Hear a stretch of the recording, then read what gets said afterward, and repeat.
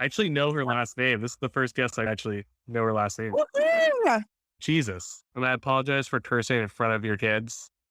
Sorry, you are probably not going to get great audio unless you want me to get home and then I can get back to y'all. So I Thank do you. want All to. right. So the best part is that y'all are sons of CPAs, which is why you're where you are today, or at least contributed to where you are today. And I'm a daughter of a tax preparer. And so that is why I'm where I am today. And I was very much a latchkey kid. I wanted to call this Children of CPAs, but that just sounds like a horror movie. It does. No, it sounds great. Sons of CPAs, Stephanie survives, we die. Stephanie. the children. It's totally possible. I think I would survive. I probably would throw y'all to the bears. It's probably what would happen. Okay, introduce yourself, and then I have a very important question to ask to start. Stephanie Holt. I run cloud accounting and consulting out of a car. If you ask anybody, apparently I'm just running out of a car. Any car, doesn't necessarily have to be my car. 4 years, going on 5. It's the brainchild of having been a one-man band bookkeeper, as well as being a team leader on a larger regional accounting firm. And that's me. That's us. And we're located in Paradise in Amelia Island, Florida. And how many clients do you have? Right around 60, but entity count is right around 160. Beautiful. That's beautiful. Okay, important question. So we were in Nashville together. Yes. We went to Catbird Seat. Remember this. You I enjoyed love it. Catbird. You and your husband enjoyed it. Yes. He hated the fact that he had to sit with me, Nicole, and Will. I know. We just need to get on a plane, and you and me and Josh and Marcus can go together. Scott was fine. Scott was fine for the I record. will link. Scott was fine. I will link some Catbird Seat images or anything from that experience so anybody can see it. Maybe the picture of the toilet. I wrote the review. I wrote a review on it. I'll have to send it. I will put link to your review on these show notes. Anyway, I'm proud of you that because you'd never been to like a restaurant like that. No. And you embraced the craziness of it and the weirdness of it, and you didn't complain. Oh yeah, it was super strange, way outside of my comfort zone. I'd never been to a tasting menu restaurant prior. It was a great time. I would do it all over again. It was delicious. It was delicious. I loved it. That made us BFFs for life. Absolutely. The business of business. Let's talk some facts here. Fact. You are an accountant by trade. Fact. Do you enjoy this work? I do. Love it. Good. Fact. Get started. Yes. No. Questions are over. Why'd you go the bookkeeping route and not the tax route? The cyclicalness of tax season just seemed like the world's worst idea ever from a quality of life standpoint. And so when I was actually supposed to be a psychologist, that's what my degree is in. But I realized that I loved helping people. I just didn't love helping people necessarily like that. That makes sense. Yeah. I helped at the firm that my mom worked at. I did a lot of data entry stuff, and that's how I put myself through college. And so I was like, I can help people continuing to do this. This is still helping people. Also being the daughter of a tax preparer. Yeah.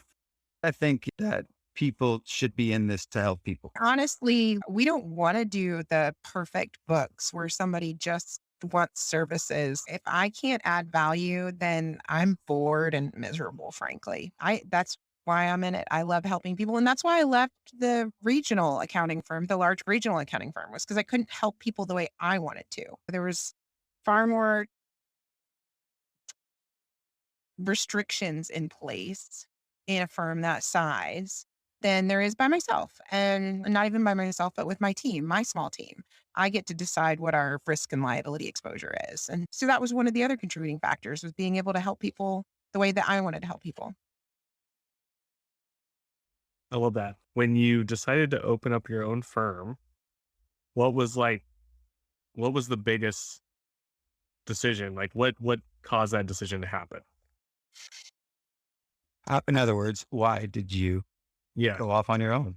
Why did I go off on my own? Because I like to operate with my foot on the gas pedal and my hand on the emergency brake. That's how I like to do things. That's not the way that you can function in a more traditionalist, regional size, 150 employee accounting firm, especially not in the deep South good old boy world. After many attempts of just trying to ram the wall and get my way, I was exhausted knowing that something is going to be really good for a firm and really good for all of the people in your department, that you have to fight tooth and nail for it, is just exhausting.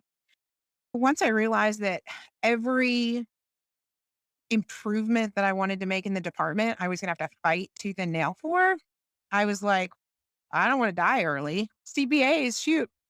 I know 4 CPAs that have passed away in the last 5 years from heart attacks. I'm like, this might be why. And so I just was like, no, this isn't worth it. And I didn't want to have to leave. I loved my team. There was a team of 18 of us, and I enjoyed the opportunities that being at a large regional firm gave me as far as working with larger mid-market clients and the challenges that they have versus the smaller small business clients. But at the end of the day, quality of life wasn't there. So you say the good old boy, you say Southerners. A lot of people feel put off by the situations that they're in, and they're becoming change agents within the industry. We're seeing people that want to change and see a bigger picture, but a lot of the trends have been people that have been marginalized. So there's a lot of patterns within our industry and a lot of others. Just the ones that are really making the change tend to be people that have been marginalized within this industry. Yeah. And what's really sad is the hard lessons learned that a lot of these companies, larger firms, or I don't know if some of those people that you've already, interviewed have come from smaller firms, but I suspect that there are just as many small firms that aren't ready to go through the change management process as there is large firms. But it seems like, at least from the It's a exposure mindset that can't be changed. So there's some mindsets in the I think that it can be, but nobody wants to take the risk. Or at least this was my perception, and this has been my perception with other firms that I've seen go through this, is that nobody wants to take the risk of trying. However, they lose a bunch of wonderful human capital assets in the process. And then it seems like slowly but surely, push, pull, or drag, they end up in that direction anyways. But it took losing these human capital assets to being willing to go that direction. And that just seems crazy to me. So it takes losing in order to be willing to go in another direction. Yeah. So Right. but that's them losing their place on the pedestal or toppling over a little bit to then realize what they need. Um, Well, absolutely. There's definitely losses in those gains, but not for an accounting pun. I did not mean an accounting pun there, but it's true. I've witnessed it. The amount of employees that leave or job satisfaction declining, all the things that happen before they end up making that move, either because their customer base forces them or because they realize they can't get the human capital that they're looking for because they're not doing the things that other places are doing. but that's really interesting. I've never really heard the empathetical take. A lot of these people don't have any reason to change and they don't want to move at all until they're really forced. And who can blame them? Making a lot of money. I can, because I would have loved to have stayed in that job, but I wasn't going to risk my health and welfare and sanity for it. That's a truth that Ackerman's trying to digest right now. What we care about most is that we are not creating environments like that. And I think that the only way to do that is to talk about what people hate the most and make sure that we're doing the opposite. Absolutely. Yeah, you got to have open conversations with your team and make sure that you're providing that opportunity to grow and accept ideas. So when you were starting your own firm, you just talked about all these things you didn't like. What was the one thing you wanted to make sure that this new firm had that would attract people and make people happy? The technology. I didn't call it cloud accounting to just uh, rob the industry of the token term. It's that there wasn't anybody focusing on cloud-based accounting in my area. And so I wanted to make it very apparent what we were doing, what we were trying to accomplish. And even when we talk to new client prospects, we talk about the fact that cloud accounting provides transparency as a concept through these app partners. And I want to have as much transparency with the client as the client is willing to take. We have a lot of clients that don't even access it, but it's there. If they want that transparency, it's there for them to access. And I think that's important because that's something that the legacy systems is definitely a detriment to a client. I think transparency is liberating. It's freeing for a lot of people too. And it provides a lot of accountability. If you know that client can see that work, you're not going to drag your feet on working through those bank fee transactions that week or take your liberty to do something or not post something or whatever the case may be. So I think that it's great because it provides accountability for the firm, but it also provides transparency and trust and accountability for the client as well. Yeah. Yeah. Full transparency and accountability. It's black and Right. white. The team's approach to things when clients don't respond. That the client all of a sudden needs something out of nowhere and they want things turned around. It's always the ones that don't respond because they can't manage their own time. So they can't respond to anybody. It's just a matter of what they need. I think that's the other two is just breaking bad habits. That's something that we have to do even with a lot of our clients that I would consider A and B clients is just breaking bad habits. I realized that these people sat at a desk and turn and burned emails back and forth to you all day long. You know what I mean? And that's what you're used to, but that's not what we do.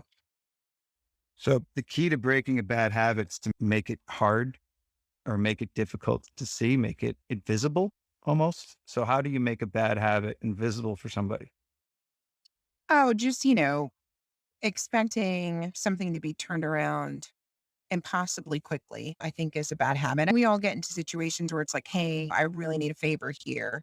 And then there's the people that are just habitual offenders. And I think we all know with those, right? Everybody's got an example of a client that only waits until the 11th hour after making every effort to get things, but then is also the first one to be like, I wanted this yesterday. So then in the beginning of that, when you said expectations, how do you make an expectation so clear that there's no room for ambiguity?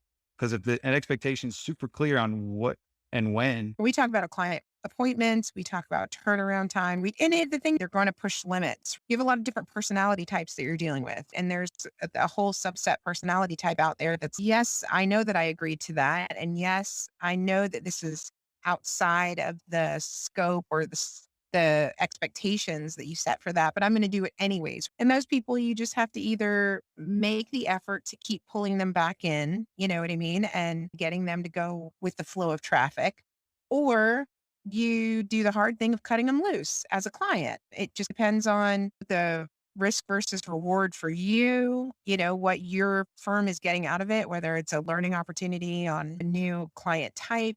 A lot of the value that I bring from one client to the other is because I've seen something or I've experienced something already. So sometimes just because a client's got a high PITA factor, pain in the ass, by the way, just because they have a high PITA factor doesn't mean that there's not value. There might be a learning for you or for your team member that they get to bank and then capitalize on with another client at a later date. I thought you're talking about PETA, like the animal people. No, now what? Yeah. She's from Florida, so Sure. I Yeah. want to be a member of What? PITA. Yeah. We don't even think we have a PITA in Florida. No, God, no. It seems like you're really good at like seeing if clients are going to be a good fit for you. Maybe you're not. So how do you go about when you're meeting with these potential clients? Are there a couple questions that you ask? What are you looking for? It's typically all pretty off the cuff. It's definitely a mojo reader, which is not something so definitive, but are they giving the same signals that you typically see and that you typically look for? If you've ever been through Rainmaker training or even nonverbal cues training or any of those things. And are they crossing their arms? Are they making eye contact? Have they repeated something to you that you've said that makes it seem like they understand? If you're able to do this, because I know that I agree with you, it's hard to explain some of the certain techniques that you're doing. A lot of things Right. you're doing. The only way you could see if it's working is if you have a good set of We clients. You look at your clients, you're like, I have only had to let go of 3 clients because of behavior. And I would say of those 3, only one of them like full blown snowballed me. Like I didn't see it coming at all. The other 2, Wait, tell us what the behavior was. what do you mean? Like how I got snowballed? yeah, this Yeah. the Oh, one that made it out. Is this some kind of sociopath? Like, how did they slip in? potentially. I'm not insured to use any of psych education. But no, they came in under the guise as a happy married couple who had just had a terrible experience with somebody local for bookkeeping and tax, which that CPA firm is it's undeniable that they probably had a terrible experience. We won't even work with that CPA firm. If clients come in and say that they're working with them, I'm like, well, you can work with us or you can work with them, but you can't work both of us because we won't expose ourselves to their crappy work. And they seemed very, this is cool. This is great. We can totally do this. And we basically got gaslighted for about 3 or 4 months. And then turns out that they were getting a divorce. Oh, And the real reason that they hired us is because they wanted us to clean up the books so that they could figure out what everything was worth. All of the clause came out. so where was your blind spot on that one? How did you miss it? Man, I was really pissed at myself for missing it because I consider myself a pretty decent judge of character and being able to pick up on those sorts of things. Were they sweet talking you the whole way through? I think it was That's just okay that with me. they were doing, I don't think that they were sweet talking me. It was just that they basically, they agreed that there was value in what we do. I'm like, perfect. They see value in what we do. This is great. Check the box. They seemed to be very appreciative of all of the systems and processes that we put into place. You know what I mean? So it's all perfect. Check the box. Anything that we came up with as far as a workflow to better mitigate some of the ditches that they had in their accounting processes, like they seemed like they were quick to adopt. You know what I mean? So it was Yeah. just very like check. And I always say, oh, this criteria makes a good client. If they're going to pay enough, I overlook it. I'm usually blind to it. So I think now what I'm trying to do is see if people are going to compliment or saying anything nice. That's a signal. They know how to butter you up. I try to do this and I'm full of shit. their kids in the car are so Dumbass. screaming. Christ. It's okay. They totally know they're not bad words. They're adult words. We call them adult words in our house. They're not bad. They're just adult. My son just got to the age where he knows that and he calls me out on it. So I'm a little self-conscious now, This one, he'll call me out. He'll go, language, mother. but he is being respectful right now. He's not speaking up. I commend you. Yeah. Yes. Yeah. The champ. He's but they know they're smart and respectful kids. Yeah. So no apologies needed. And it's okay. It's about using them in context and knowing your audience. Validation. Yes. And contextual. So I think a lot of my A clients that have a low PITA factor, that pay their bill on time, they're very complimentary of what we do. Like people that are like, I don't know what I would do without you. You're so amazing. I'm totally with you, but it's before they know you in a consult. Can they compliment you? You've never met me before. Yeah. Don't throw out empty compliments. Like, They might have just got turned down by another accountant who saw through a lot. And then now they're really trying to get somebody to like them because nobody's going to work with them. So now they're actually trying. well, and the other thing is like when I'm doing those getting to know you prospect consults, the way that I'm talking to you guys is the same way that I talk to clients. There's no veil, there's no schmoozing. I'm like, you're either on the train or you're not on the train. And that helps too, because the client that can't appreciate that or take it for what it is, like they're not a good fit either. Hold on one second.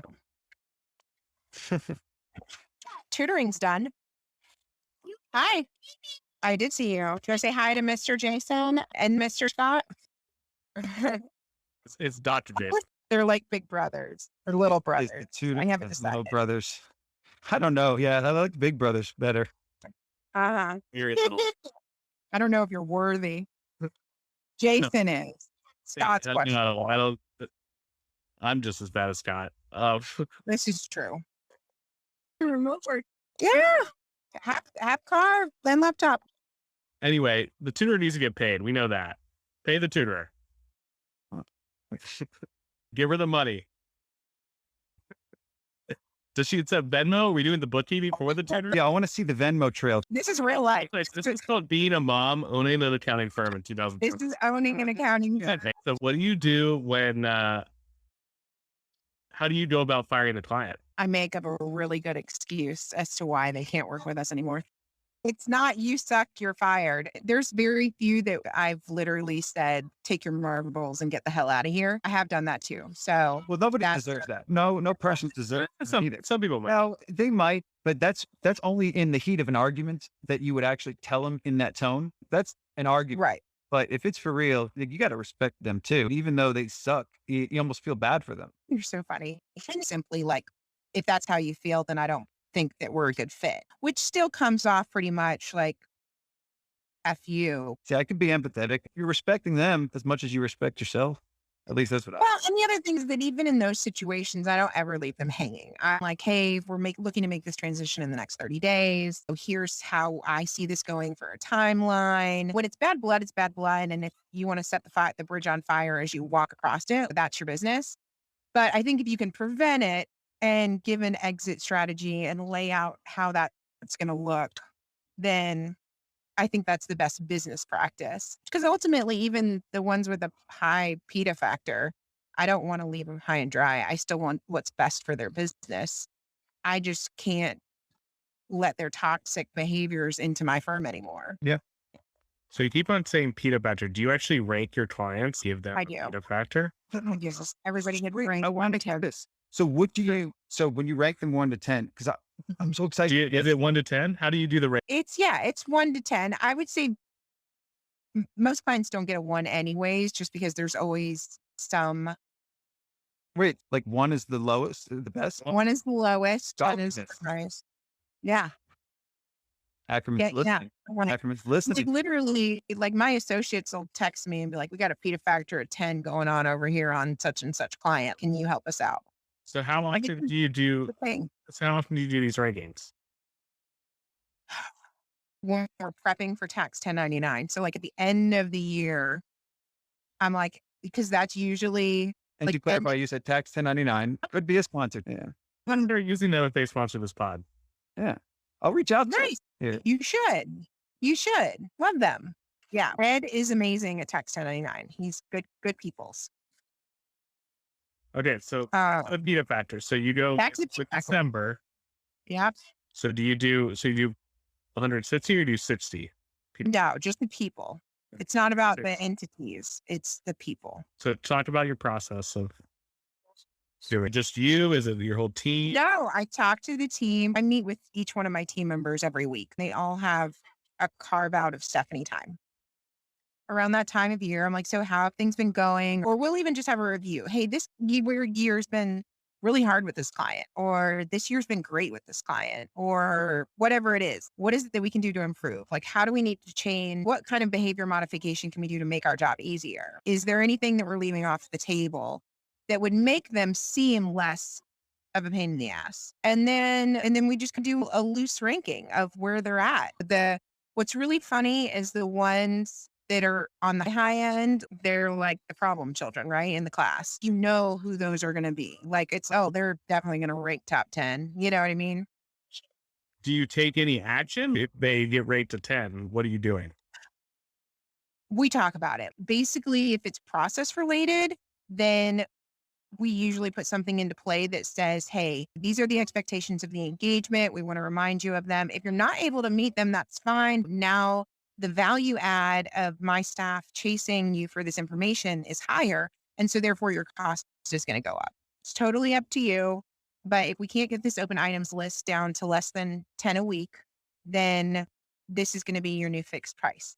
How do you say that in so many words that give them an actionable thing to do? Just like that. Okay. And then how many of them actually change or how many just pay? 50-50. 50, I would say 100% of them claim to attempt to change.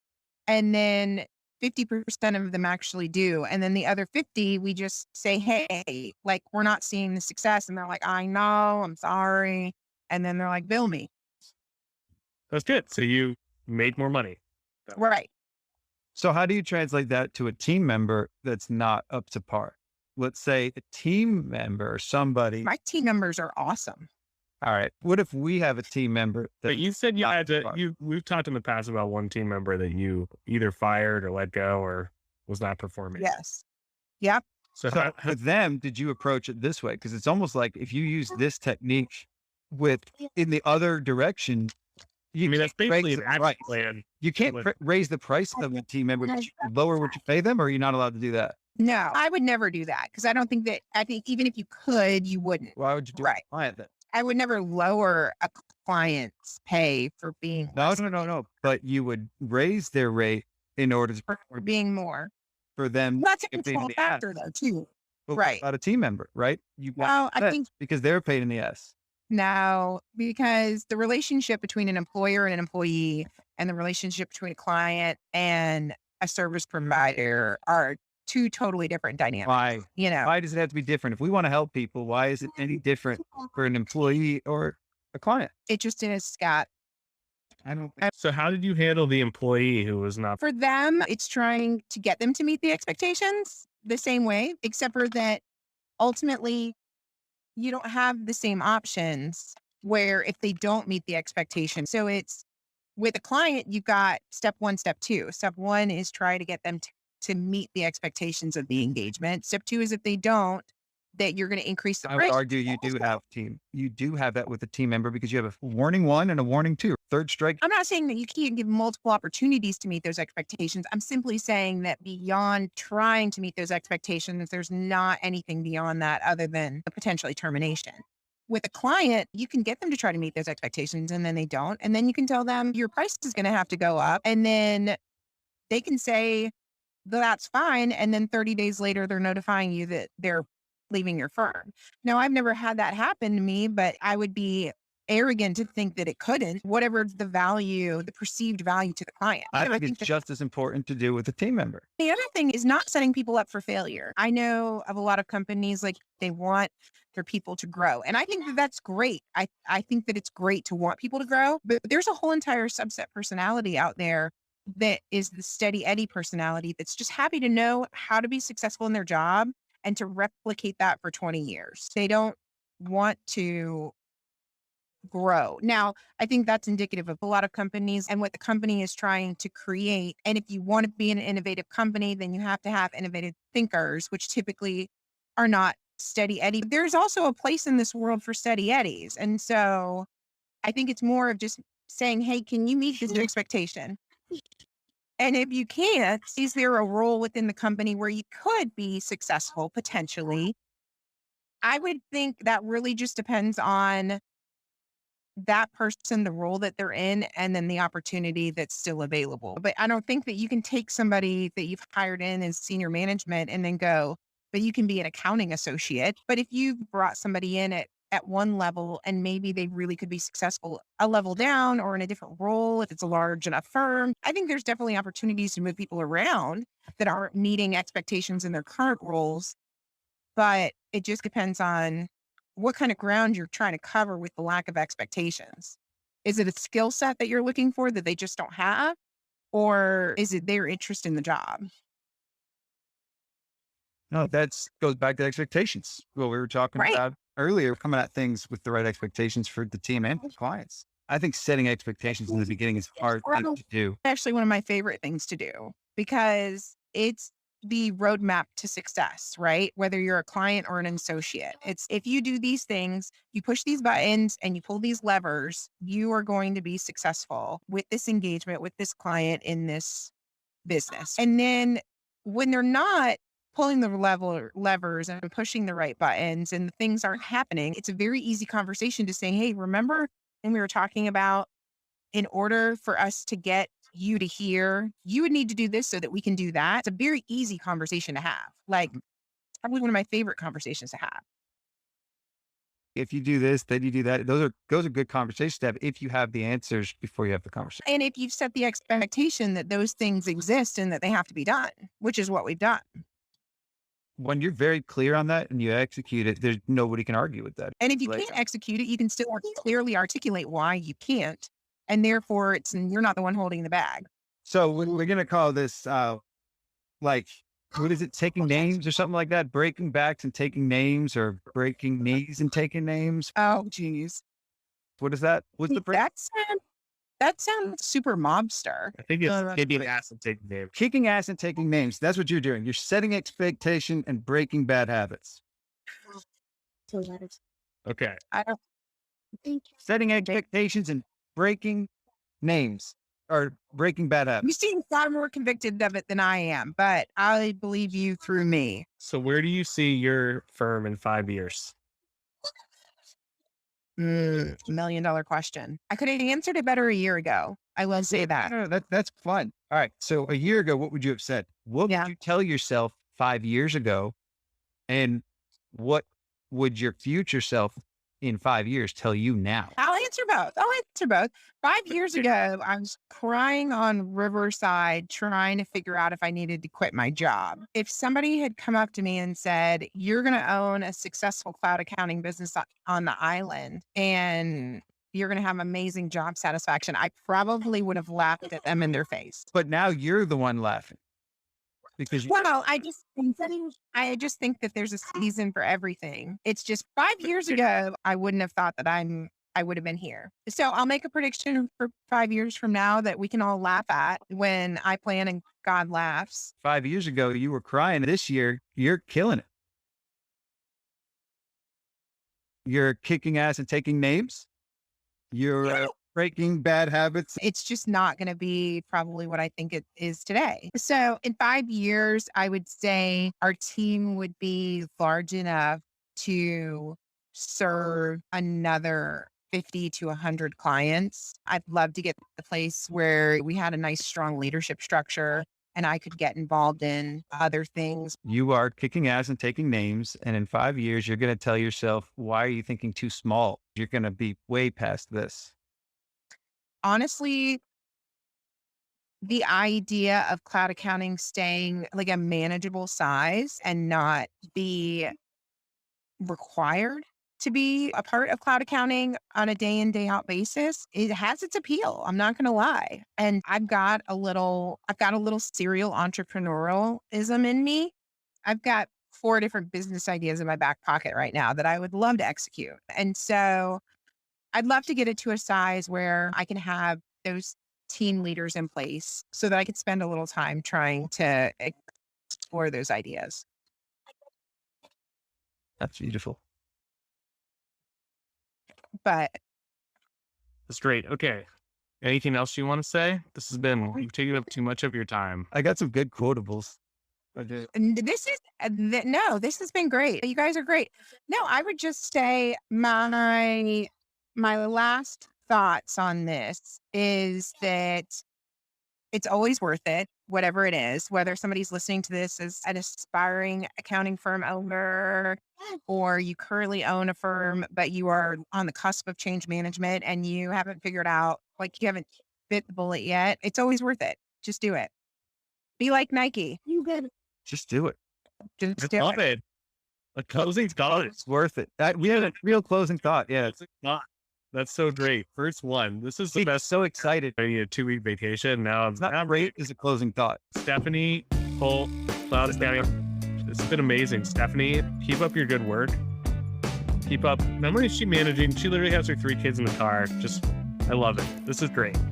Yeah. If you want it all, you have to figure out how to juggle it. And that's what we do. This is 2021 right here. Jason's so successful though, because instead of knowing the people that are doing the things, he's spending his time doing the things. I like that right there.